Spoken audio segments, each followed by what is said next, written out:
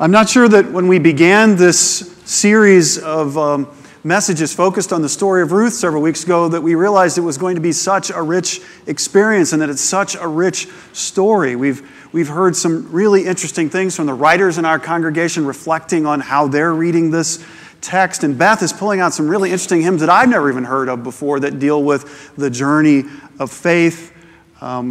And several of you have shared with me that Ruth is cropping up in your conversations or your reading or you're finding movies about Ruth. And so the story has been a rich experience, I think, for most of us so far. And today we continue the story. We now have found Ruth and Naomi have left where they have been, and they've ended up in Bethlehem, and a place where there's supposed to be food now for them, and things are not turning out so well. They really don't have any way to support themselves. And so that's where we pick up the story today of these two widows, a young widow and an older widow, who are bounded together now not by really relation, certainly not by blood, they're bounded together by love. Now, Naomi had a kinsman on her husband's side, a prominent rich man of the family of Elimelech, whose name was Boaz. And Ruth the Moabite said to Naomi, "Let me go to the field and glean among the ears of grain behind someone in whose sight I may find favor." And Naomi said to her, "Go, my daughter." So she went. She came and gleaned in the field behind the reapers. As it happened, she came to the part of the field belonging to Boaz, who was of the family of Elimelech. Just then Boaz came from Bethlehem. He said to the reapers, "The Lord be with you." And they answered, "The Lord bless you." Then Boaz said to a servant who was in charge of the reapers, "To whom does this young woman belong?" The servant who was in charge of the reapers answered, "She is a Moabite who came back with Naomi from the country of Moab. And she has said to us, 'Please let me glean and gather among the sheaves behind the reapers.' So she came, and she has been on her feet from early this morning until now, without resting even for a moment." And I'm going to continue the reading here. Then Boaz said to Ruth, "Now listen, my daughter, do not go to glean in another field or leave this one, but keep close to my young women. Keep your eyes on the field that is being reaped and follow behind them. I have ordered the young men not to bother you. If you get thirsty, go to the vessels and drink from what the young men have drawn." Then she fell prostrate with her face to the ground and said to him, "Why have I found favor in your sight, that you should take notice of me when I am a foreigner?" But Boaz answered her, "All that you have done for your mother-in-law since the death of your husband has been fully told me, and how you left your father and mother and your native land and came to a people that you did not know before. May the Lord reward you for your deeds, and may you have a full reward from the Lord, the God of Israel, under whose wings you have come for refuge." And then Ruth said, "May I continue to find favor in your sight, my Lord, for you have comforted me and spoken kindly to your servant, even though I am not one of your servants." Let us pray together. Loving God, in these moments ahead, may our hearts and our minds and our lives be open to receiving your word for us this day. Amen. Do you have your crayon? Does anybody need a crayon? Raise your hand if you need a crayon. We're grabbing some here, so keep your hands up and we'll make sure you get a crayon. Throughout this series on Ruth, you might have noticed that the images on the cover of the bulletin have been of labyrinths, different kinds of labyrinths. Labyrinths as a symbol for the journey of faith. And you'll note that today the labyrinth we have in the shape of a hand is in black and white. I want to invite you right now to take a minute or two and use your crayon to color in your labyrinth. So go ahead and do that right now. Enjoy some time of coloring.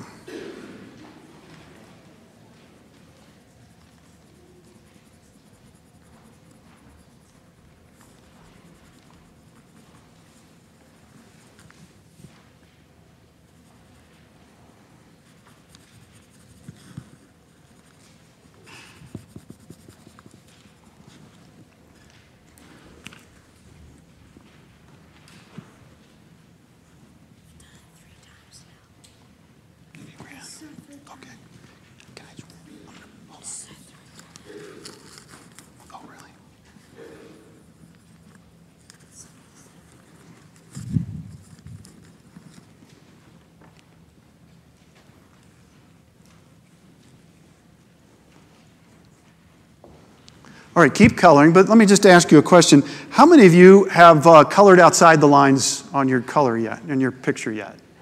Aha. And has anybody here borrowed the crayon from the person next to you because you wanted more than one color? Good. All right, I want to encourage everybody to do that. Even if you resist this, take a moment and color outside the lines somehow, and maybe borrow another crayon from somebody, even though I didn't give you permission to do that. And just see what happens. We'll try a little experiment here.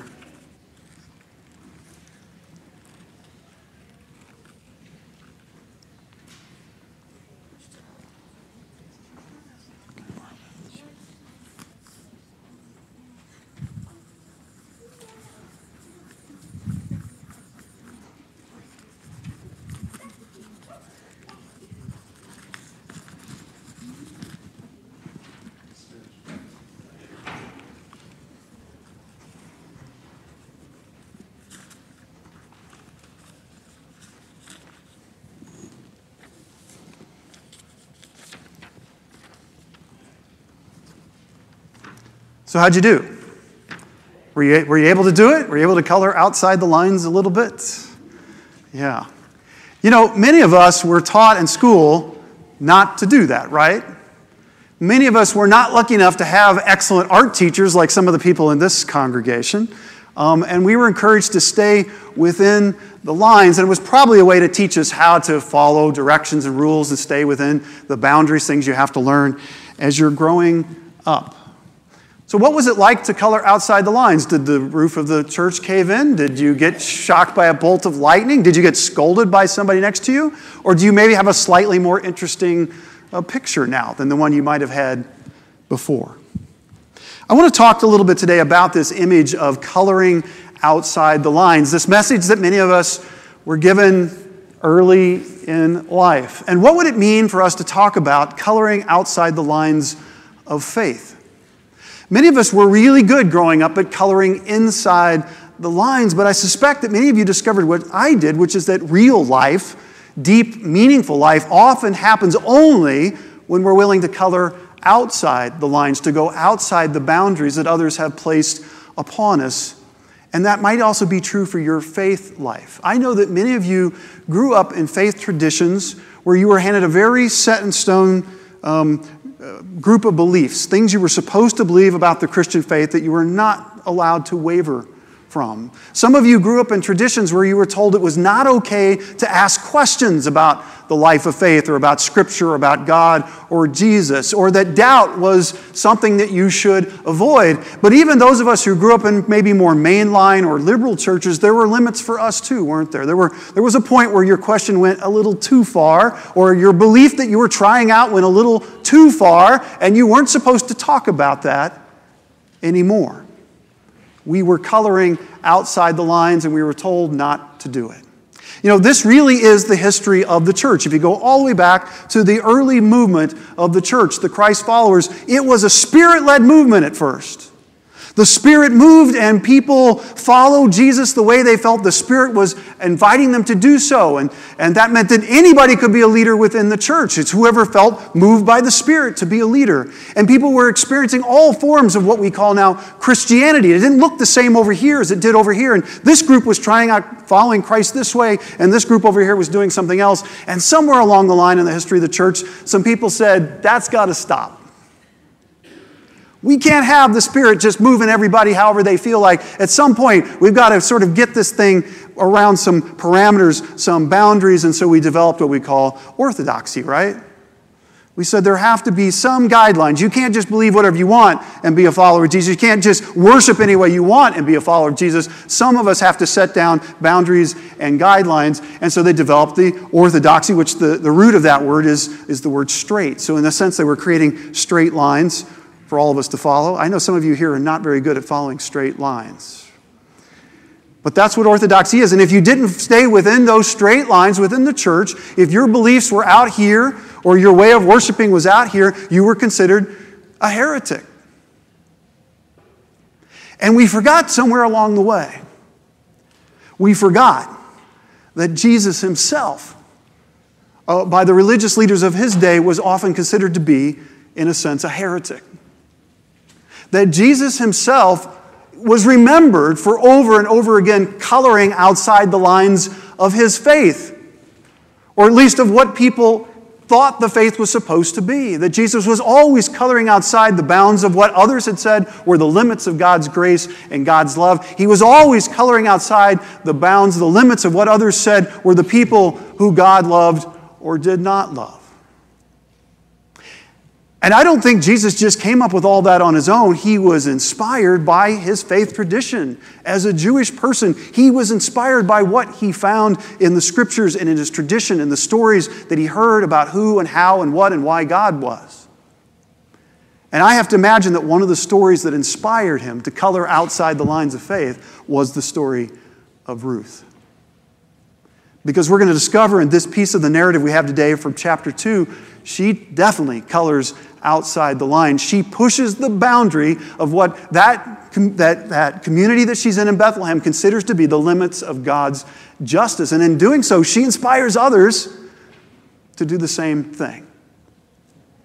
Now, Ruth and Naomi have arrived in Bethlehem where they've heard that there's food. They can survive here now. There had been a famine, but now there's food. But ironically, they're starving to death because they don't have any access to food. They don't have anybody to care for them. They have no means, and they know they got to do something quick if they're going to survive. And so they figure out the solution is that Ruth is going to have to go out into the fields and be a gleaner. Now, there were rules within God's law. You can go find them in the books of Leviticus or Deuteronomy that set down what it meant to be a gleaner.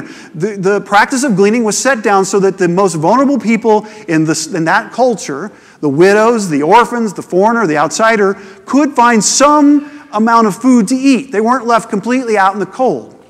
And so here's how it worked. If you owned a field, you were told that you could harvest the field when the time came, cut down the grain, but you were to leave the edges and the corner unharvested. Leave the corners, leave the edges. And then your harvesters would chop down everything else, and then they'd come through one more time. They'd comb through whatever got dropped on the ground, and then after that, whatever was left, the gleaners got to come in and pick up the leftovers, the scraps.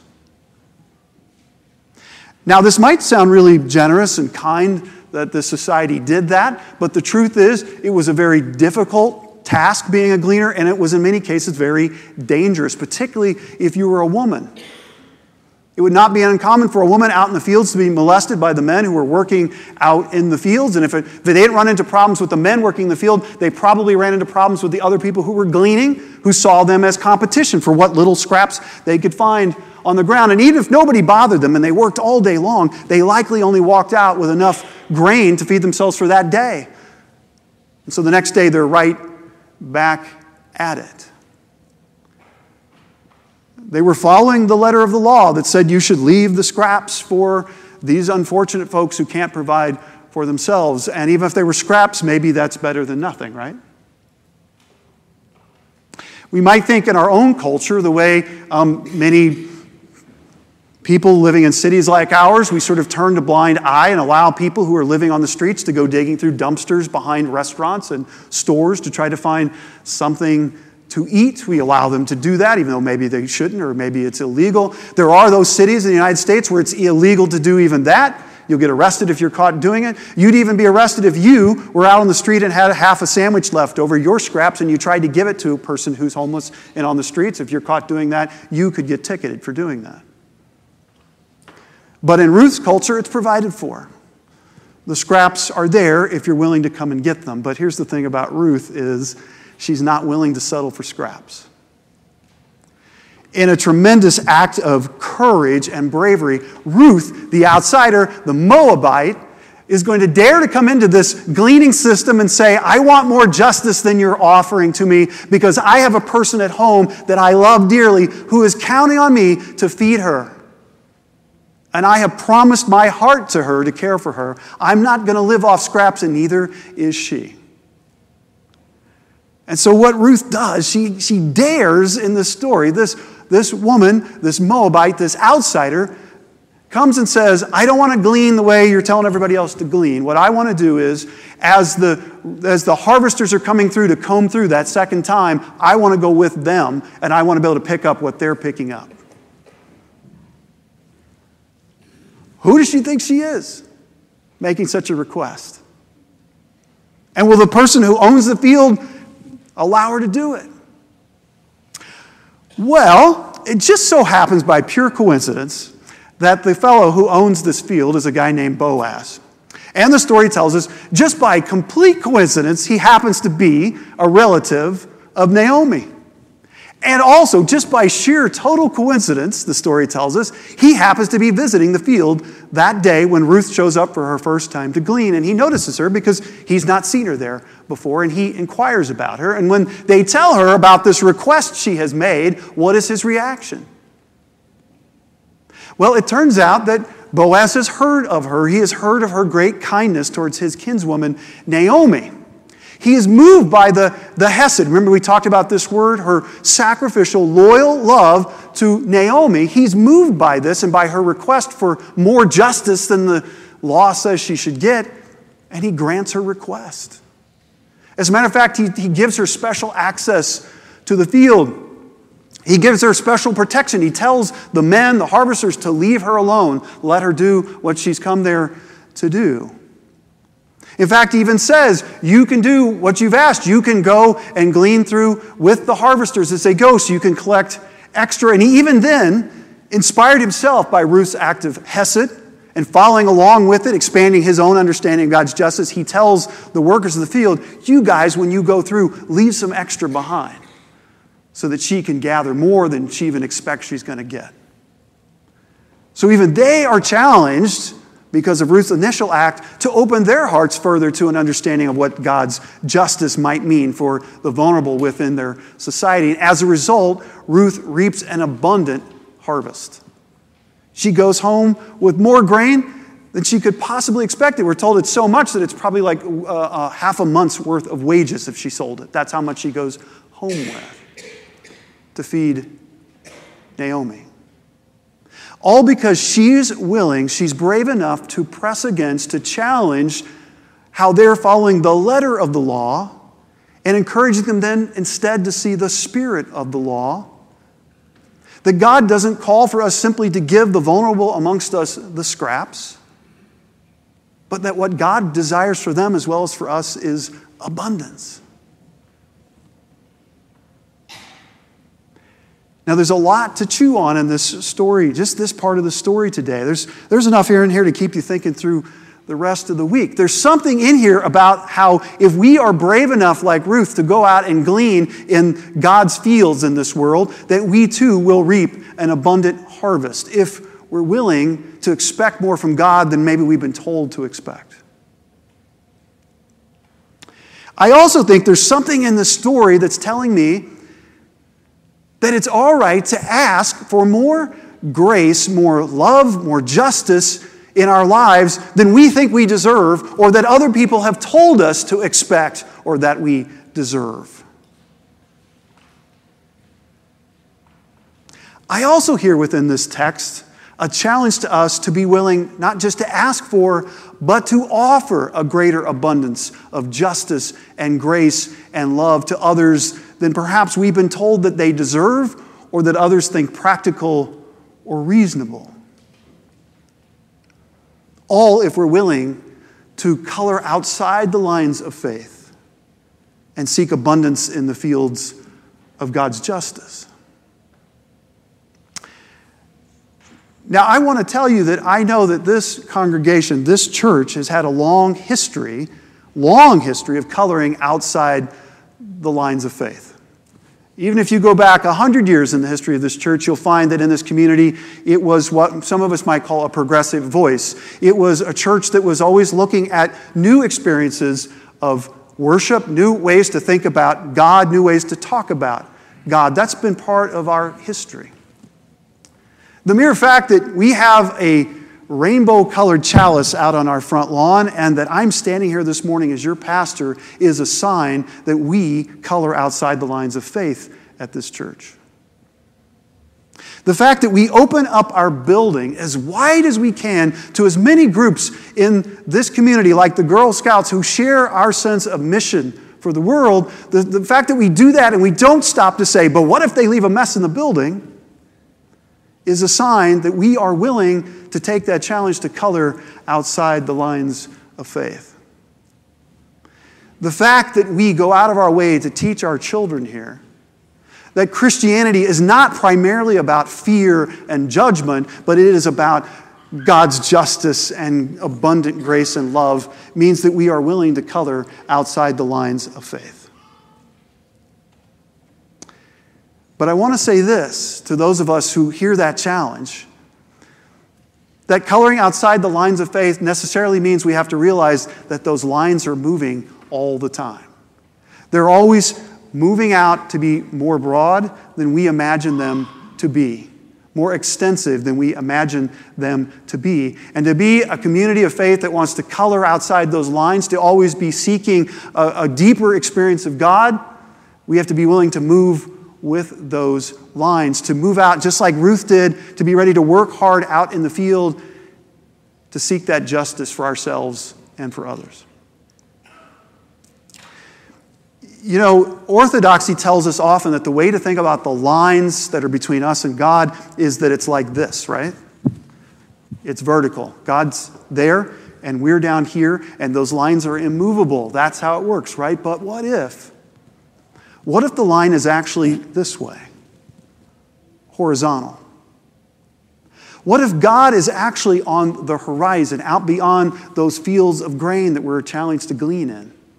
Always just a little bit out of reach, because God always wants us moving forward, moving ahead, seeing that even as we set one boundary, God moves it a little bit further and challenges us to keep moving, keep gleaning, keep seeking justice together, and that it's going to keep looking different, that the way we worship may look different, the way that we gather together may look different, the way we talk about Him, about God may look different, and that is the challenge.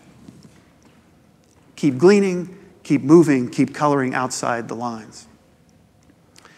That's a little scary, isn't it? Because it means we can never be absolutely sure where God is leading us. But I hope that we recognize it's also pretty darn exciting.